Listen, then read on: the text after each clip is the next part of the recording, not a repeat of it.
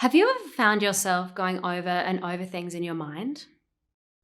It might be because something is stressing you out, like an exam coming up, or you've had an argument with a friend. Or maybe it's something little that sets it off, like being late to work. Whatever it is, it can be really hard to shut your brain off once it gets started. Getting stuck in negative thinking like this can be like an endless loop you just can't break out of. When these thoughts snowball, it can be mentally and physically exhausting. It's normal to feel down on yourself sometimes or worried about what might happen in the future. But when it gets out of control and these thoughts won't go away, you might find yourself feeling anxious or depressed. When we asked young people what it felt like to be stuck in negative thoughts like this, they said it made them feel scared, powerless, and alone.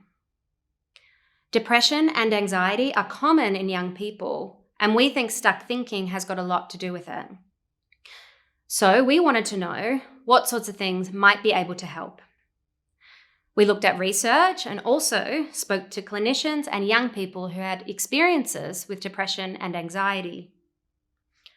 We wanted to know if helping young people to deal with stuck thinking also helped them with their depression and anxiety. If that seems to be the case, then we should be offering help for this problem to all young people. What we found was that there are heaps of different ways to help young people with stuck thinking. Different approaches helped to break the cycle of stuck thinking in different ways, like looking critically at the thoughts to test if they were true, or learning ways to stop getting so caught up in them. There is no one-size-fits-all approach, but there is one thing that all options have in common. When young people are empowered to get a handle on their stuck thinking, their depression and anxiety seem to improve.